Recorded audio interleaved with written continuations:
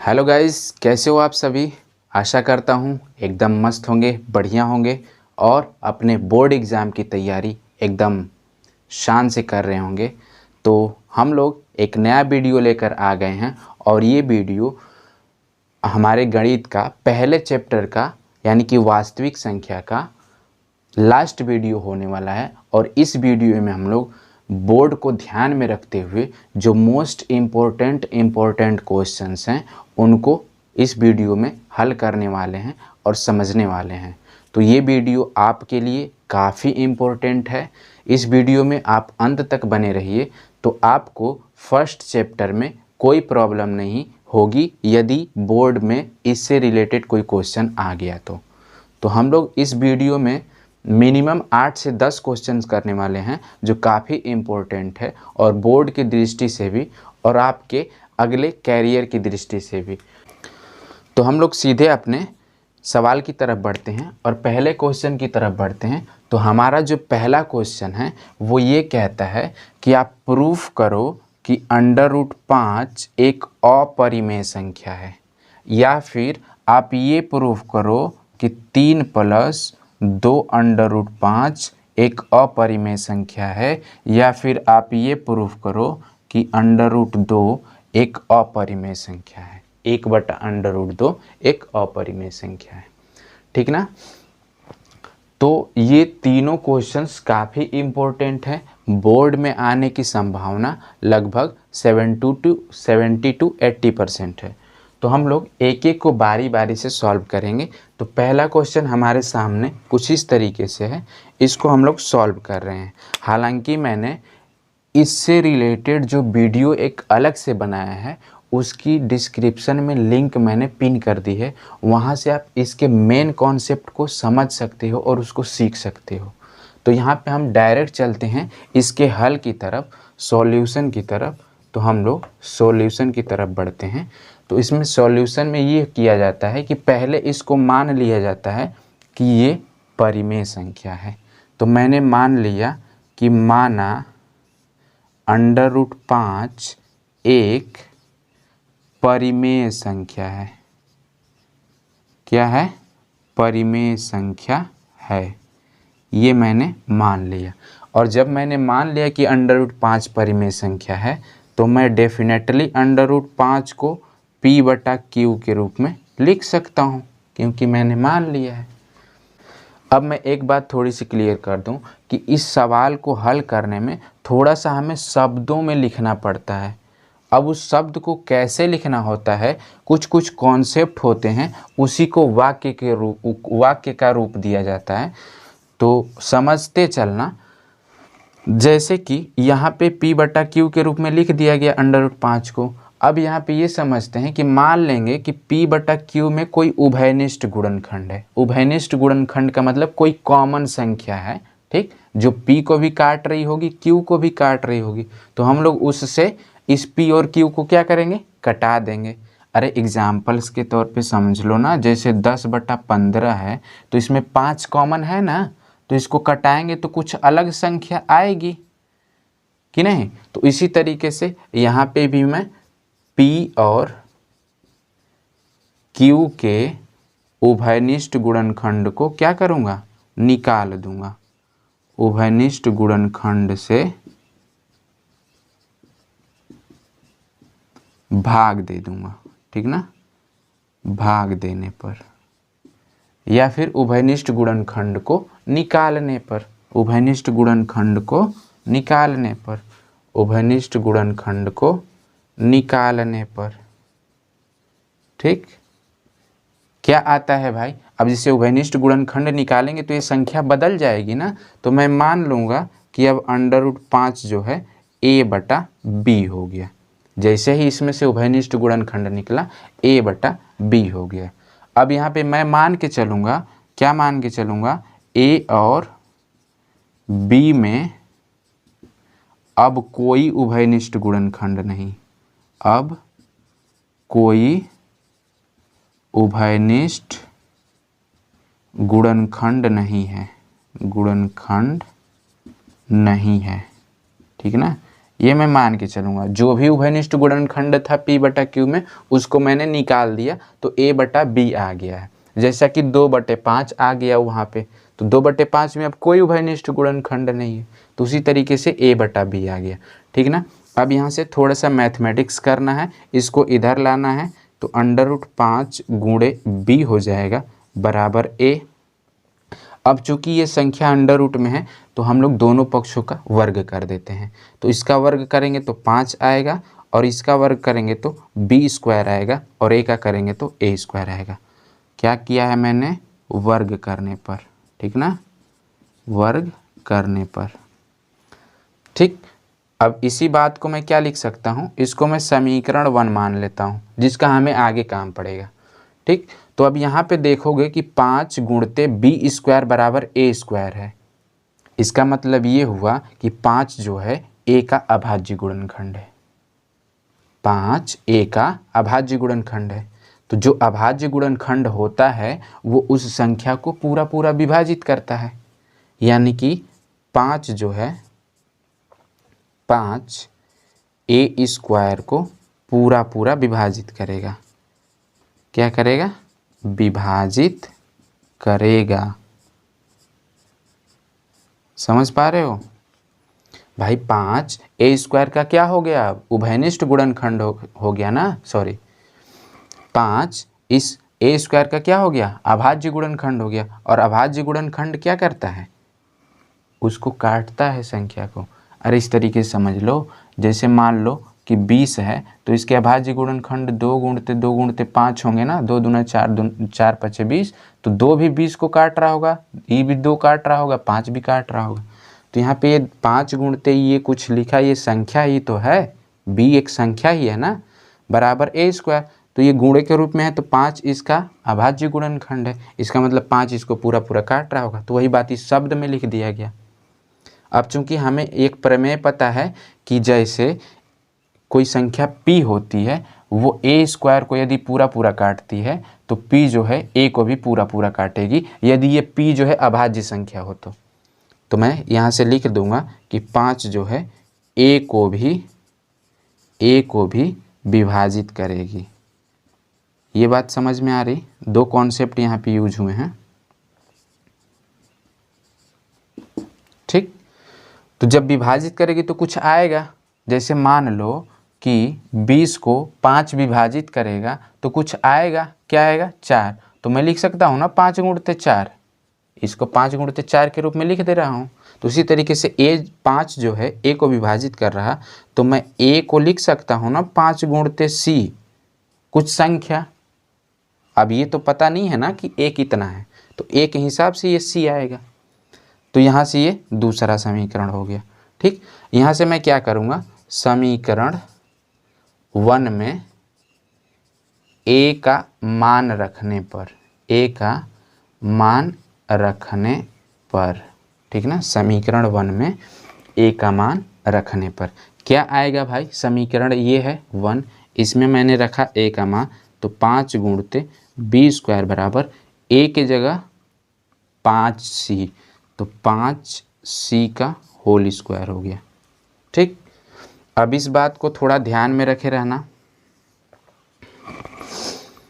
5c²। अब इसको थोड़ा सा हल कर लेते हैं तो 5c² बराबर हो जाएगा, ये हो जाएगा 25c², सॉरी यहाँ पे b लिखा हुआ है, 5b² बराबर 25c² हो जाएगा। तो यहाँ से b² निकल कर आया 25/5c²। ये बात समझ रहे हो? और ये 5 से इसको कटाएगा तो कितना आएगा? 5c², जिसको मैं यहाँ पे लिख रहा हूँ। ठीक, यहाँ पे मैं लिख रहा हूँ, क्या आया था हमारा? b² बराबर 25/5c², ये आया था। तो यहाँ से मैं लिख सकता हूँ b²/5c²। ये 5 से 25 को काटेगा तो 5c²। अब यहाँ पे भी देखोगे b² बराबर 5 गुणते c², यानी कि b² का ये क्या है? अभाज्य गुणनखंड। इसका मतलब ये हुआ कि 5 b² को विभाजित करता है, विभाजित करता है। क्यों करता है? क्योंकि 5 बी स्क्वायर का अभाज्य गुणनखंड हो गया, अभाज्य गुणनखंड हो गया। समझ पा रहे हो? ऐसे लिखा होगा तो कहीं ना कहीं ये अभाज्य गुणनखंड होगा ना। तो यहाँ से एक कॉन्सेप्ट प्रमेय हम लोग पढ़ते हैं कि 5a स्क्वायर को काट रहा तो 5a को भी काटेगा, तो 5b स्क्वायर को काट रहा तो 5b को भी विभाजित करेगा। देखो 2 बार वही कॉन्सेप्ट यूज हुआ, विभाजित करेगा। ठीक, अब ये वाला जो हमारा निष्कर्ष निकला और ये वाला निष्कर्ष, दोनों निष्कर्ष को थोड़ा सा देखो तो 5a को भी विभाजित कर रहा और 5b को भी विभाजित कर रहा। इसका मतलब क्या हुआ? इसका मतलब ये हुआ कि a और b का एक उभयनिष्ठ गुणनखंड है, उभयनिष्ठ गुणनखंड है 5। क्या है? 5।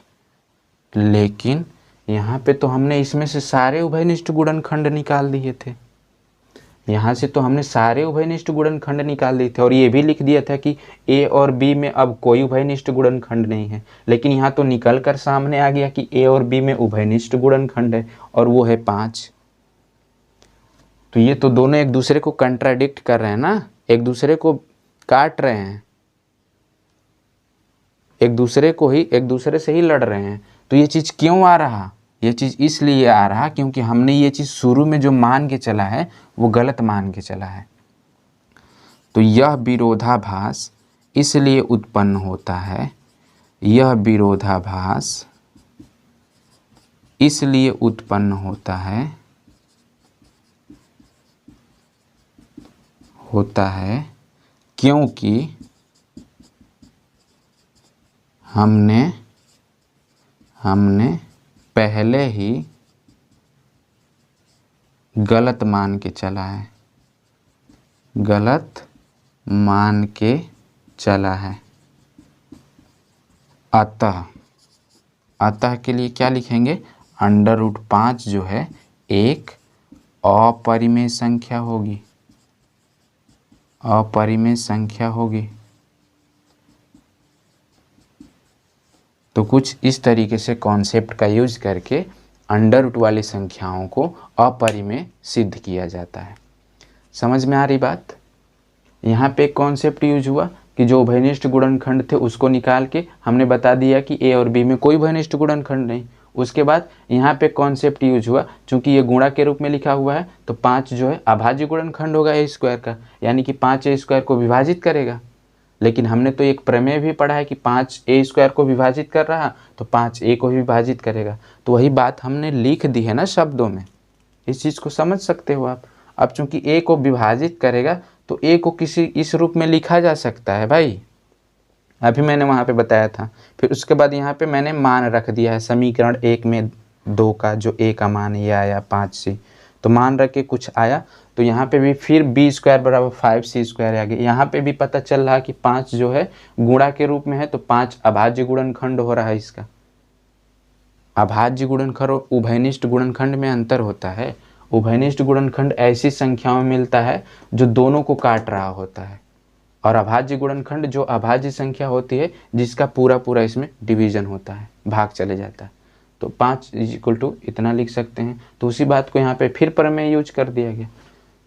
तो यहाँ से हमें पता चला ये और ये कॉन्सेप्ट से निष्कर्ष से कि a और b में एक उभयनिष्ठ गुणनखंड है, कौन सा? 5। लेकिन हमने तो यहाँ पे देख लिया ना कि a और b में कोई उभयनिष्ठ गुणनखंड नहीं था, पहले हमने निकाल दिया था जो भी उभयनिष्ठ गुणनखंड था। तो फिर ये कहाँ से आ गया 5? तो ऐसा इसलिए उत्पन्न हो रहा, ये विरोधाभास इसलिए उत्पन्न हो रहा क्योंकि हमने पहले ही गलत मान के चला है। क्या गलत मान के चला है? कि 5 एक परिमेय संख्या है, अतः 5 एक अपरिमेय संख्या होगी। समझ में आई बात? अब हम लोग बढ़ते हैं अपने दूसरे इस क्वेश्चन की तरफ कि 3 + 2√5 आ जाए, कि इसको प्रूफ करना है बोर्ड के एग्जाम में। तो इसको कैसे प्रूफ करेंगे?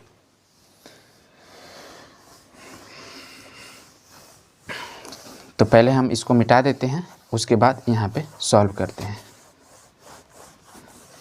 इतने में ये सॉल्व हो जाएगा। इसमें ज़्यादा कुछ माथा पचीसी नहीं है इस तरह के क्वेश्चन में। ब्लैक वाले मार्कर से करता हूँ भाई।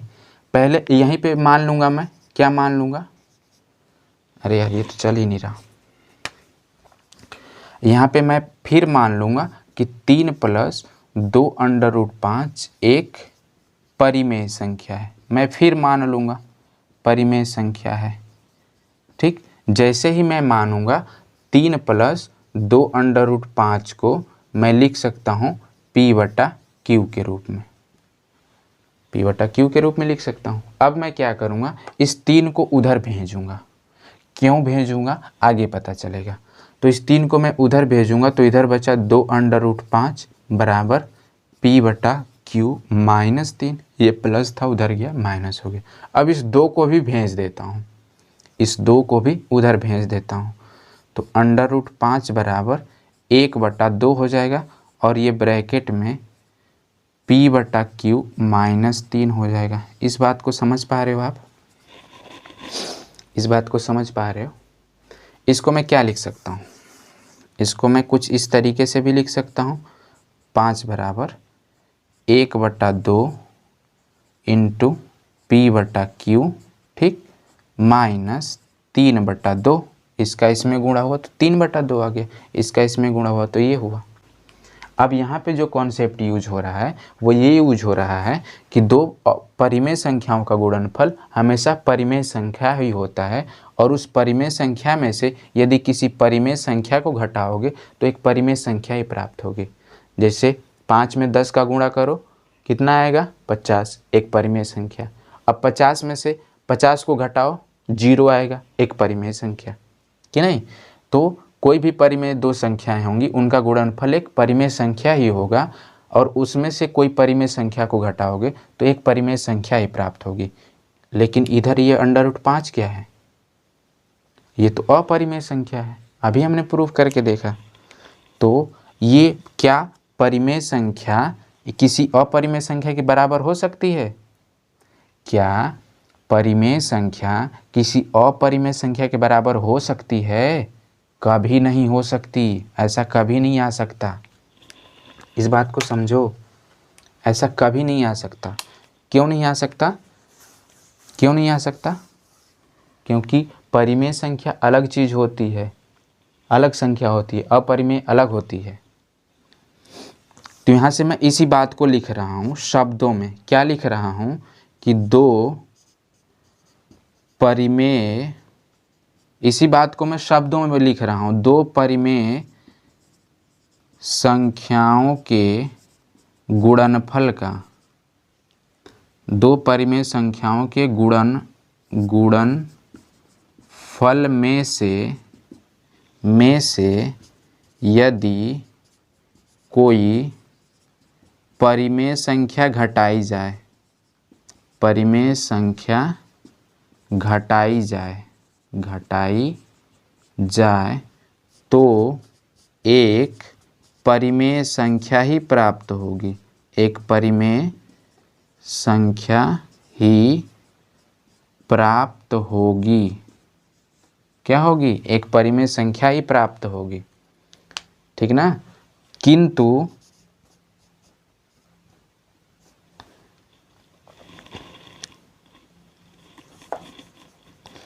किंतु नहीं लिखेंगे, यहाँ पे लिखेंगे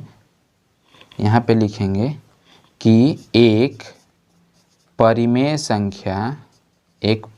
संख्या, अब ये जो भी हुआ गुणनफल में से अंतर निकाला गया तो ये परिमेय संख्या आई, तो ये परिमेय संख्या कभी भी एक अपरिमेय संख्या के बराबर नहीं हो सकती, एक अपरिमेय संख्या के बराबर नहीं हो सकती, कभी नहीं हो सकती, ठीक ना।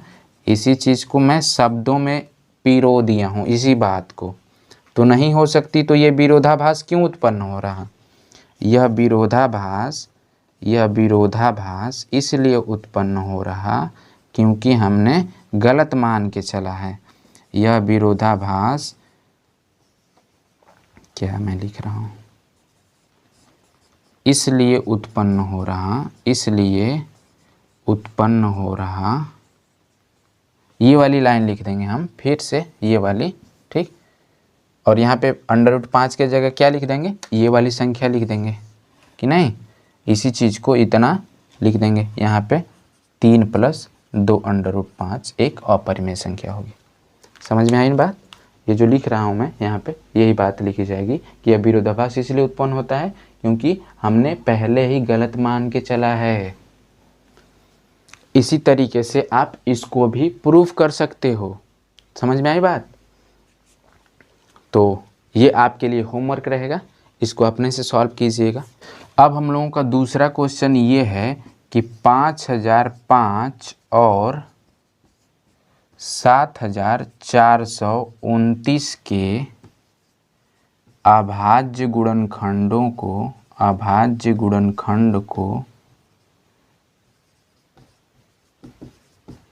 गुणनफल के रूप में लिखिए। किस में लिखिए? गुणनफल के रूप में लिखिए। ये भी काफ़ी अच्छा सवाल है, काफ़ी अच्छा, बोर्ड के हिसाब से भी काफ़ी अच्छा सवाल है। किसको लिखना है? 5005 को और 7429 को। बारी बारी से लिखते हैं हम लोग। इसको अभाज्य गुणनखंड के गुणनफल के रूप में लिखना है। तो मैं क्या करूँगा, इसका अभाज्य गुणनखंड करूँगा 5005। कैसे करते हैं? कुछ इस तरीके से किया जाता है। अब देखते हैं कि ये संख्या 2 से विभाजित होगी? जी नहीं, क्योंकि अंत में सम संख्या है ही नहीं। क्या संख्या 3 से विभाजित होगी? जी नहीं, क्योंकि इनका योग 10 होगा और 10 3 से विभाजित ही नहीं होगा। तो ये 5 से कटेगा क्योंकि अंत में 5 है। तो 5 से कटाएंगे तो 5 एकम 5, 0 0, 5 एकम 5। अब 5 से नहीं कटेगा। 7 से चेक करते हैं। 7 से चेक करेंगे तो 7 एकम 7, 3 बचा, 0 हुआ, 30 हो गया। 7 चौक 28, 2 बचा 1, 7 तियां 21, कट गया। अब किससे कटेगा देखते हैं। क्या ये 9 से तो नहीं कटेगा, 9 से कटाएंगे भी नहीं क्योंकि 9 भाज्य संख्या होती है। 11 से देखते हैं। 11 से कटाएंगे तो 11 एकम 11, 11 तियां 33। अब फिर 13 भी अभाज्य संख्या है तो 13 से कटेगा। यानी कि 5005 को मैं लिख सकता हूँ 5 गुणते 7 गुणते 11 गुणते 13। ये हमारे अभाज्य संख्या का गुणनफल के रूप में लिख दिया गया। इसी तरीके से इसको चेक करते हैं। 7 4 2 9।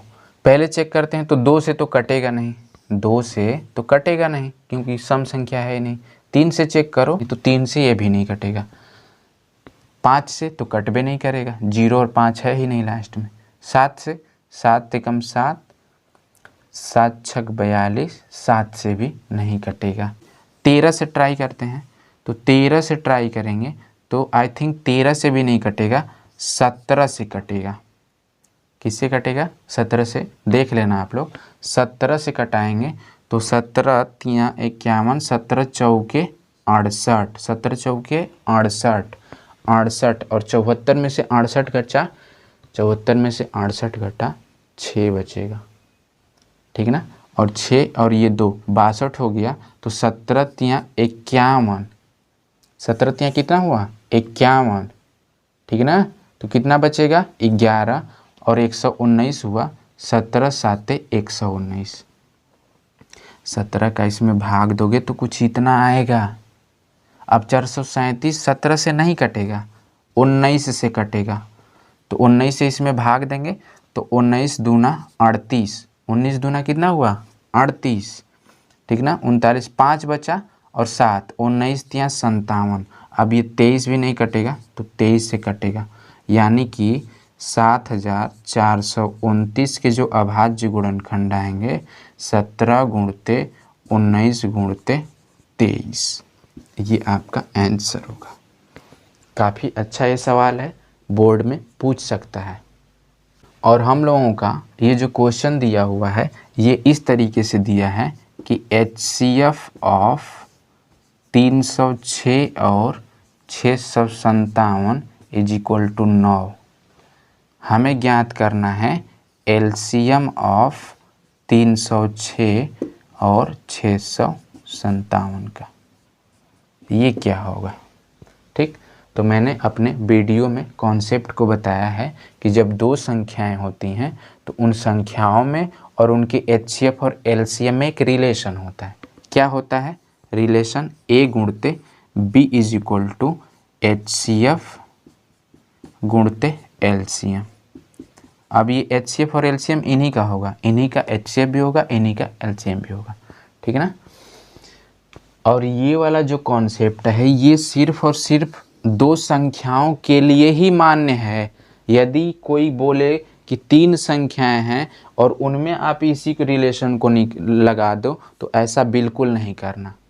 तीन संख्याओं के लिए एक अलग रिलेशन होता है जिसको मैं लास्ट में बता दूंगा। वीडियो के अंत तक बने रहे तो आपको पता चल जाएगा। ये सिर्फ और सिर्फ दो संख्याओं के लिए मान्य है।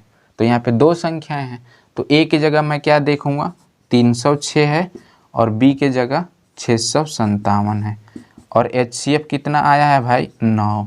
एलसीएम पता करना है, मान लेते हैं x है। ठीक, तो यहाँ से x बराबर क्या हो जाएगा 306 गुणे 657 बटे में 9। 9 से ये कटेगा, 9 3 27, 9 चौके 36। इसको कटाओगे 9 3 27, 9 चौके 36। ठीक, अब इस 34 का इसमें गुणा कर दो, यहाँ पे रफ पे गुणा कर दो 7 में 34 का। तो 4 7 28 हासिल 2, 4 5 20, 2 22, 4 6 24 और 2 26, 3 7 21, 3 5 15, 2 17, 3 6 18, 1 19। जोड़ दो 8 3 7 6 13, 11 1 12 और 1 1 2। कितना आया भाई x बराबर आया 22,338। x बराबर यानी कि एलसीएम ऑफ, यहाँ पे लिखेंगे आंसर के रूप में कि LCM of 306 and 657 is equal to 22,338। समझ पाए आप? तो इस तरीके से क्वेश्चन को सॉल्व किया जाएगा। अब एक काफ़ी इम्पोर्टेंट क्वेश्चन, बोर्ड की दृष्टि से तो बहुत ज़्यादा इम्पोर्टेंट है। अब हम लोग देखते हैं इस क्वेश्चन को। इसमें बोला है कि 7 गुणते 11 गुणते 13 प्लस 13 और 7 गुणते 6 गुणते 5 गुणते 4 गुणते 3 गुणते 2 गुणते 1 प्लस 5 एक भाज्य संख्या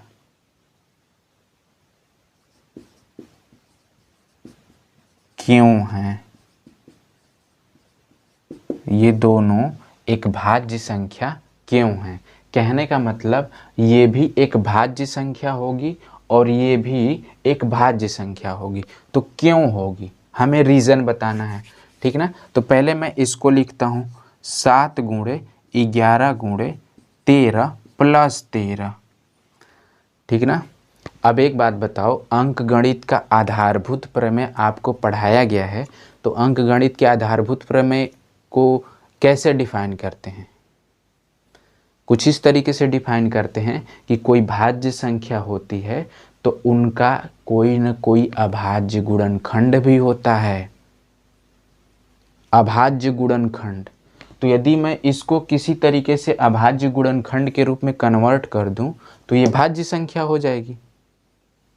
समझ पा रहे हो? यहाँ पे प्लस दिया हुआ है, इस बात को समझो। तो यहाँ पे मैं क्या करूँगा देखो, 7 गुणे 11 गुणे, अब इन दोनों में मैं 13 कॉमन लूँगा तो यहाँ बचेगा 1 और यहाँ पे भी बचेगा 1। इन दोनों में मैंने 13 कॉमन ले लिया तो यहाँ पे बचेगा 1 और यहाँ पे भी बचेगा 1। यहाँ से मैं लिख सकता हूँ 7 गुणे 11 गुणे 13। अब ये गुणे 2 हो जाएगा, 1 और 1 मिल के क्या हो जाएगा 2 हो जाएगा। तो ये बताओ ये अभाज्य गुणनखंड है कि नहीं? 2 भी अभाज्य, 13 भी, 11 भी, 7 भी। तो यहाँ से हमें क्या निष्कर्ष निकला कि 2, 7, 11 और 13 एक अभाज्य संख्या है, अभाज्य संख्याएं हैं, अतः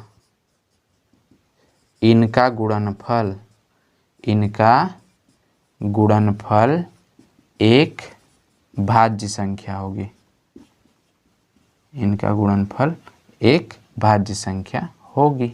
ठीक, सेम इसी तरीके से इसको सॉल्व करेंगे तो ये आएगा 7 गुणे 6 गुणे 5 गुणे 4 गुणे 3 गुणे 2 गुणे 1 प्लस 5। अब चूंकि यहाँ पे प्लस में 5 है तो इस 5 को मैं वहाँ पे रख लेता हूँ, काम करेगा।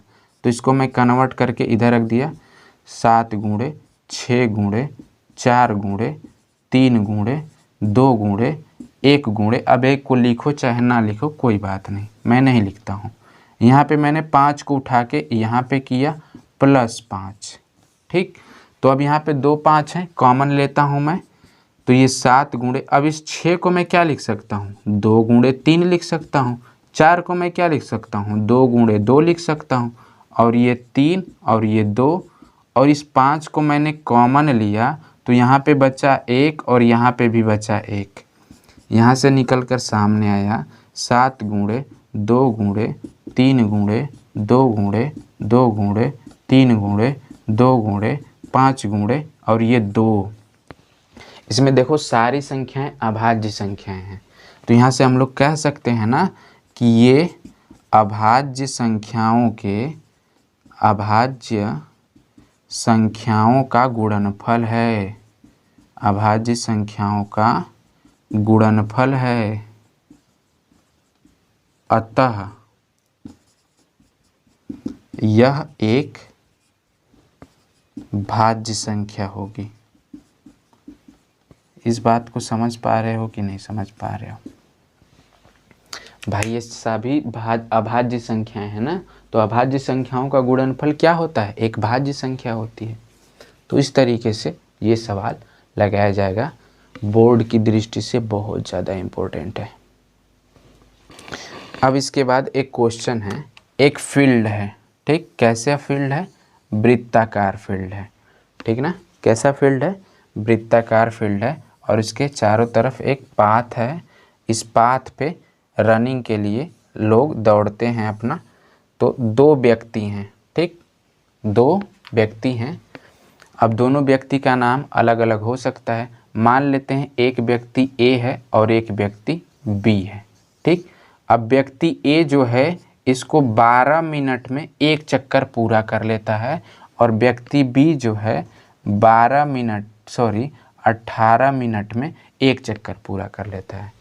यदि ए जो है यहाँ से चलना दौड़ना स्टार्ट करे तो एक चक्कर लगाने में कितना समय ले रहा, 12 मिनट ले रहा, लेकिन वही इसी चक्कर को, एक चक्कर को पूरा करने में बी जो है 18 मिनट ले रहा। और क्वेश्चन में बोला है कि यहाँ पे जो ए और बी हैं दोनों एक साथ दौड़ना स्टार्ट करते हैं।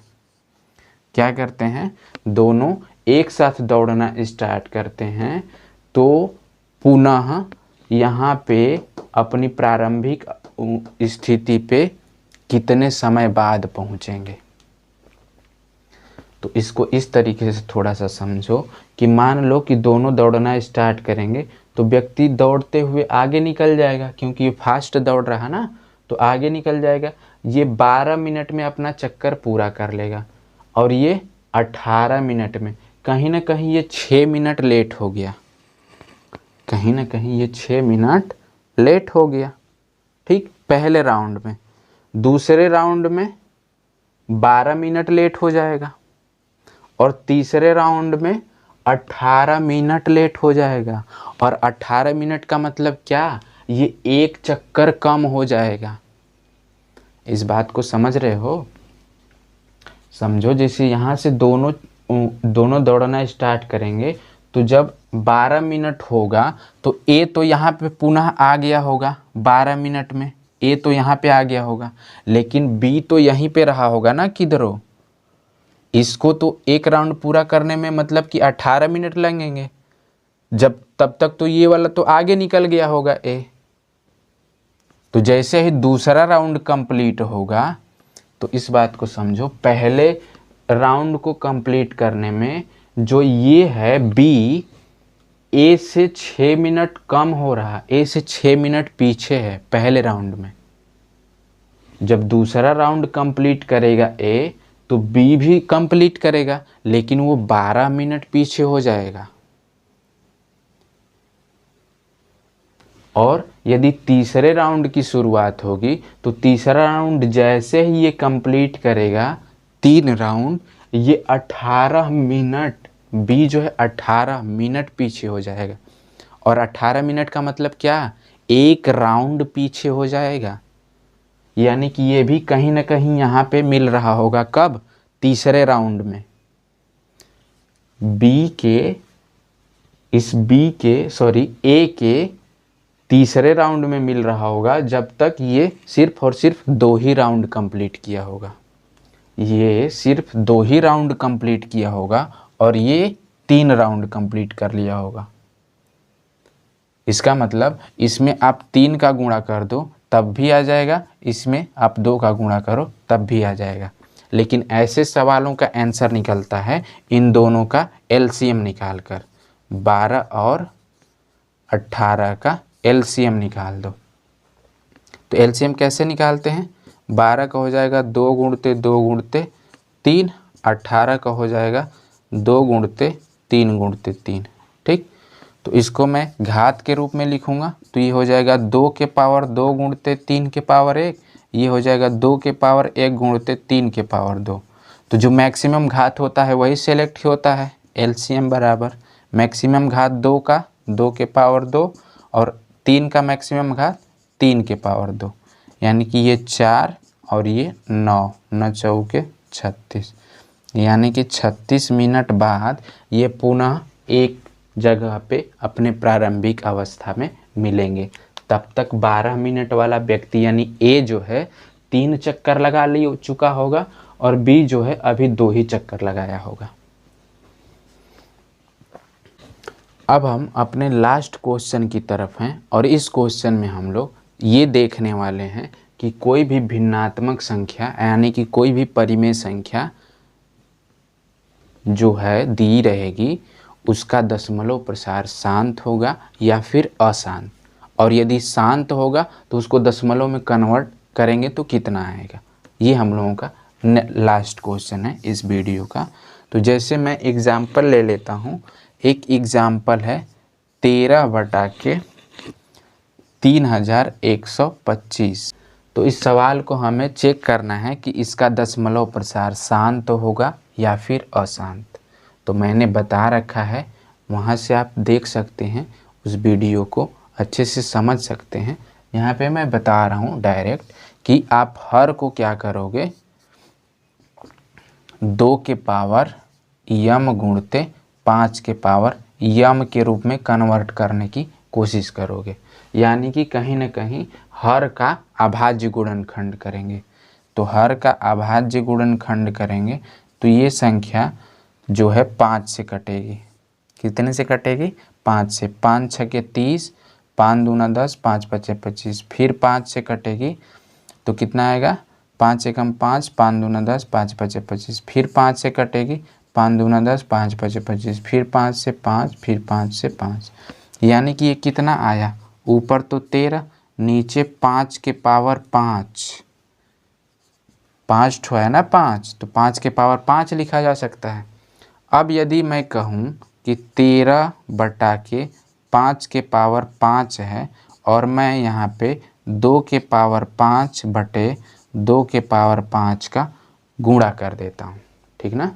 2 के पावर 5 और 2 के पावर 5 का गुणा कर देता हूँ, तो यहाँ से हमारे सामने निकल कर आया 13 गुणते 2 के पावर 5 बटे में 2 के पावर 5 गुणते 5 के पावर 5।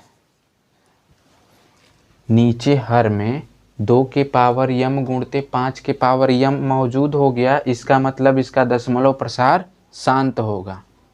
यहाँ पे मैं लिखूँगा कि चूँकि हर 2 के पावर 5 इंटू 5 के पावर 5 के रूप का है, अतः एक प्रमेय है, अतः जो 13/3125 है का दशमलव प्रसार कैसा होगा भाई?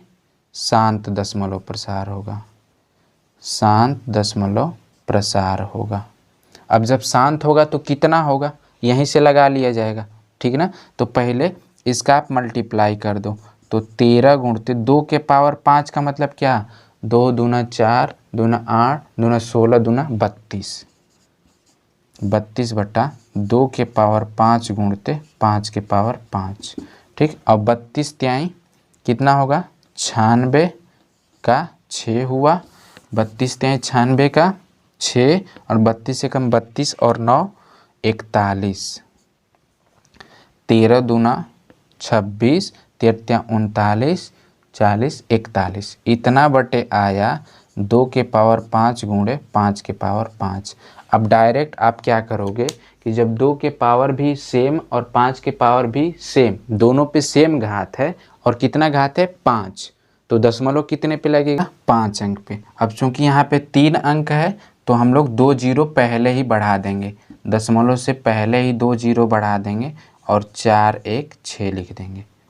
ये आपका दशमलव में कन्वर्ट हो गया। समझ में आई बात? मतलब कि इसका दशमलव जो है ये कुछ आएगा। अब आते हैं, लिखा हुआ है 29/343, 29/343। तो हमें क्या करना होगा? इसका अभाज्य गुणनखंड करना होगा।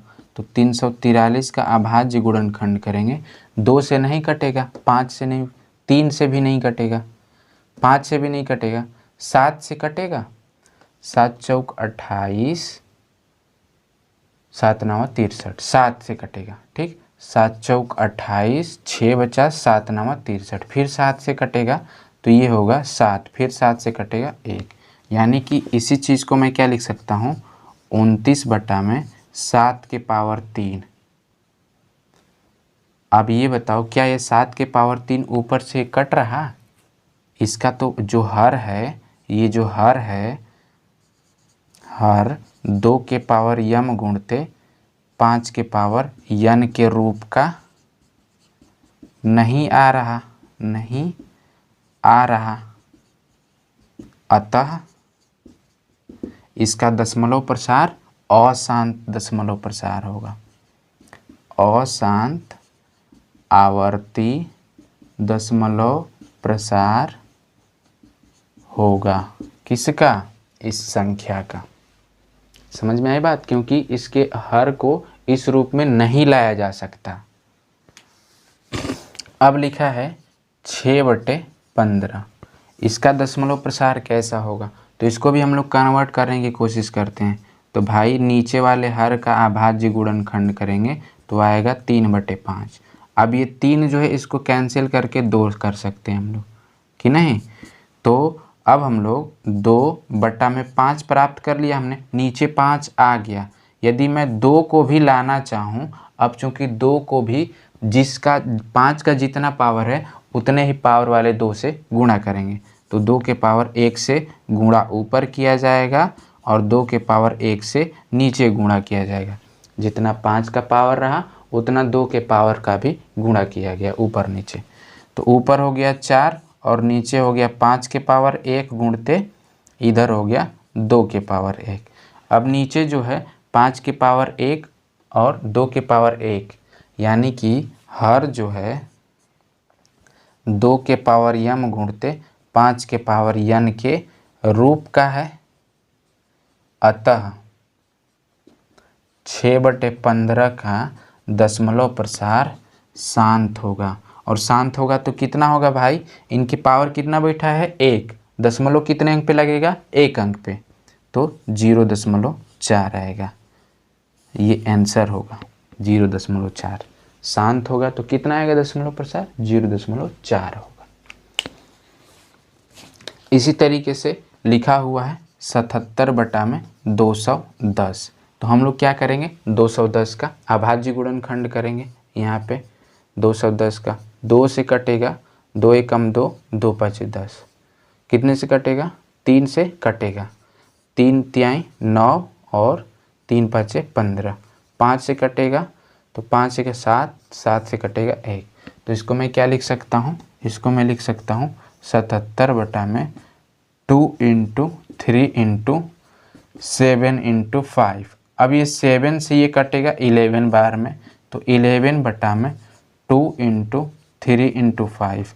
अब यहाँ पे देखो 2 और 5 तो आ गया है, लेकिन नीचे 3 भी बैठा है और वो 3 गड़बड़ काम करेगा, 3 गड़बड़ काम करेगा। अतः मैं यहाँ पे लिखूँगा कि 77 बटे 210 का जो हर है वो 2 के पावर m गुणते 5 के पावर n के रूप का नहीं है। अतः इसका दशमलव प्रसार कैसा होगा, अशांत आवर्ती होगा। ठीक, अब लिखा हुआ है 129 बटा में 2 के पावर 3 गुणे 5 के पावर 7 गुणे 7 के पावर 5, कुछ इस तरीके से लिखा हुआ है। तो अब ये बताओ 7 के पावर 5 है, क्या ये संख्या इस संख्या को, ये जो ऊपर है ये काट सकता है? अगर मान लो ये ऐसा होता कि ये वाली संख्या इसको पूरा पूरा काट देती, तो ये जो नीचे है वो 2 के पावर m गुणते 5 के पावर n के रूप में होता, लेकिन ये वाली संख्या इसको पूरा पूरा काट ही नहीं पाएगी। इसका मतलब इसका जो दशमलव प्रसार होगा, दशमलव प्रसार कैसा होगा, अशांत होगा, साथ ही साथ आवर्ती होगा। लिखा हुआ है लास्ट क्वेश्चन है 15 बटा 1600, 15 बटा कितना लिखा हुआ है 1600, तो इसको मैं क्या लिख सकता हूँ 15 बटा 16 गुणते 100। ठीक, इसको मैं क्या लिख सकता हूँ 15 बटा 16 को क्या लिख सकता हूँ 2 के पावर 4, और इसको मैं क्या लिख सकता हूँ 2 गुणते 5 के पावर 2, 10 को मैंने 10 स्क्वायर होगा और 10 स्क्वायर का मैंने तोड़ दिया, तो ये क्या हो गया, इसको मैं क्या लिख सकता हूँ 15 बटा में 2 के पावर 4 गुणते, अब ये डिस्ट्रीब्यूट हो जाएगा पावर, तो 2 के पावर 2 गुणते 5 के पावर 2 हो गया। ठीक, समझ पाए? तो यहाँ से हमारे पास क्या निकल कर सामने आया, यहाँ से निकल कर सामने आया कि ये 15 बटा में 2 के पावर 6 × 5 के पावर 2 है बैठा हुआ। ठीक, इस तरीके से बैठा हुआ, यानी कि जो हर है 2 के पावर m × 5 के पावर n के रूप का है। इसका मतलब इसका दशमलव प्रसार शांत होगा, और जब शांत होगा तो कितना होगा भाई, हम लोग नीचे के जो 2 और 5 है उनके घात को बराबर कर लेते हैं। तो 2 का घात है 6, 5 का घात है 2, तो इसको अभी 4 और घात चाहिए, तो मैं क्या करूँगा 5 के घाते 4 का ऊपर गुणा कर दूंगा और 5 के घाते 4 का नीचे गुणा कर दूंगा। तो 15 गुणे 5 के घाते 4 का मतलब क्या हुआ, 5 पचे 25 और 5 पचे 25, 5 गुणे 5 गुणे 5 गुणे 5, तो ये हुआ 25 और ये हुआ 25, 25 25 हम 625, कितना आया 625, बटे में कितना आया 2 के पावर 6 गुणते 5 के पावर 6, 15 पचे 75, 15 दूना 30 और 7 37, 15 छक्का 90 और 3 93, बटा में 2 के पावर 6 × 5 के पावर 6। अब नीचे जो पावर है, जितना पावर होगा उतने अंक पे दशमलव लगेगा, क्योंकि दोनों का पावर सेम हो गया है। अब तो दशमलव 6 अंक पे लगेगा, 0.009375, ये आएगा आपका इसका दशमलव प्रसार। समझ में आई बात? तो ये कुछ बहुत इम्पोर्टेंट क्वेश्चन थे पहले चैप्टर से। तो इस चैप्टर की यहीं से समाप्ति होती है। अब हम लोग नेक्स्ट वीडियो में अपने नेक्स्ट चैप्टर के साथ शुरुआत करेंगे।